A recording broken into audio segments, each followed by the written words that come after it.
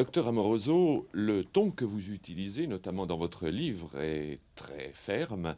On peut se demander si vous n'incitez pas peut-être un peu au rejet et à la haine, tout simplement. Non, vous savez, il y a deux choses. Il y a d'abord le ton est passionnel, il répond à ma nature. Deuxièmement, il est scientifique aussi. Ce qui ce sont des descriptions médico-légales. On ne peut pas faire de poésie. Hein. Je décris l'homosexualité sur le plan anatomique, ses dégâts, chose que les homosexuels cachent, camouflent. Ils évitent toujours d'en parler. Il y a tout de même non seulement des dégâts anatomiques et des dégâts moraux. Donc je les décris sans poésie, franchement.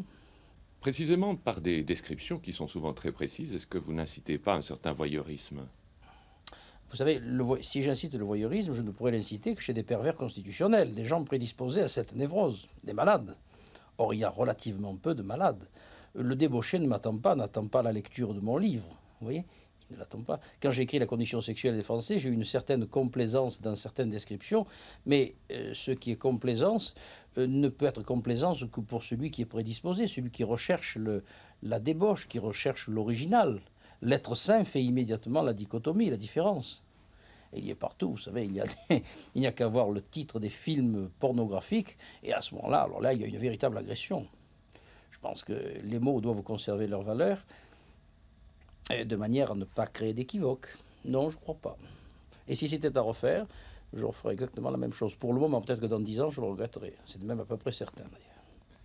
Vous avez déclaré la guerre aux homosexuels. Est-ce qu'il n'aurait pas mieux valu se contenter d'une information du grand public d'une part et de faire preuve de, appelons ça, de compréhension? La compréhension devient dans ces cas le laxisme. C'est exactement ce qui s'est passé pour la drogue. Lorsque j'ai créé les comités anti-drogue en 69, j'ai fait exactement pareil. Et on m'a dit que, en décrivant les drogués, l'intoxication telle que je la voyais, on m'avait appelé le docteur Folamour. Vous voyez, parce que j'ai dit que la drogue était une invention chinoise, les Chinois, au sens politique du terme, étant décidés à détruire l'Occident par la drogue et par la libido. Et je ne me suis pas... La libido, disons la pornographie. Et je pense ne pas m'être trompé. Si je m'étais trompé, je le dirais publiquement. Je crois que c'est pareil. Donc en matière d'homosexualité, il ne s'agit pas de déclarer la guerre, il s'agit simplement de mettre les choses au point. Très succinctement, les homosexuels existent, ils ont toujours existé, ils font partie d'une infime minorité. Ce que je veux, c'est qu'ils ne fassent pas de prosélytisme, qu'on ne les voit pas trop sur les médias, qu'on ne loue pas leurs talents, qui ne sont ni plus grands ni plus petits que les autres. Et que deuxièmement, ils ne débauchent pas les petits-enfants. Car homosexualité et pédérastie, c'est-à-dire inclination sexuelle à l'égard des petits garçons, c'est une chose qui existe et qui va ensemble. Et ça, ces agressions contre les enfants, agressions physiques ou morales, qui sont encore les plus dangereuses, celles-là, je les réprime, oui. Et je pense que, de par les lettres que je reçois, je crois que je suis dans le vrai.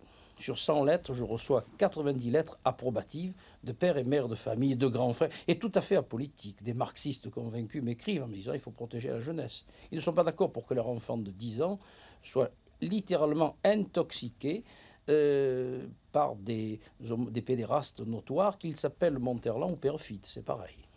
C'est pareil, c'est exactement pareil. Dans cette défense, il y a l'aspect défense de la société au Oui. sens politique.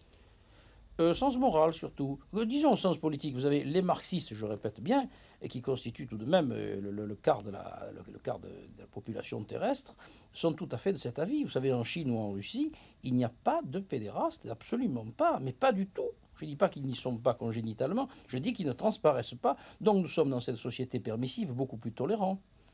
Et quant à l'extrême droite, la droite tout court, elle ne l'accepte pas non plus. Il n'y a que cette petite marginalité qui s'excite énormément et puis qui s'excite anormalement et qui alimente, si vous voulez, cette attitude par des qualités artistiques ou intellectuelles qu'elle n'a pas. Alors, en conclusion, pour résumer très schématiquement, dans Oui. ce domaine-là, vous êtes contre toute tolérance. Mais je suis contre tolérance dans la mesure où il se manifeste trop, il développe une marginalité, une déviance et quelquefois une déviation, donc une maladie. Et il ne faut pas exaucer, mettre en avant cette maladie. Vous comprenez, ils ont l'air de dire que ce sont les gens, les hétérosexuels qui sont les anormaux et eux les normaux, mais c'est rigoureusement faux. Et d'autre part, ils veulent être, qu'on puisse les tolérer, je veux les tolérer, mais non les accepter. L'acceptation, c'est le don de soi, c'est l'admission spontanée. On vous oblige, on veut diriger vos goûts. On ne peut tout de même pas m'obliger à aimer la choucroute si je préfère les spaghettis.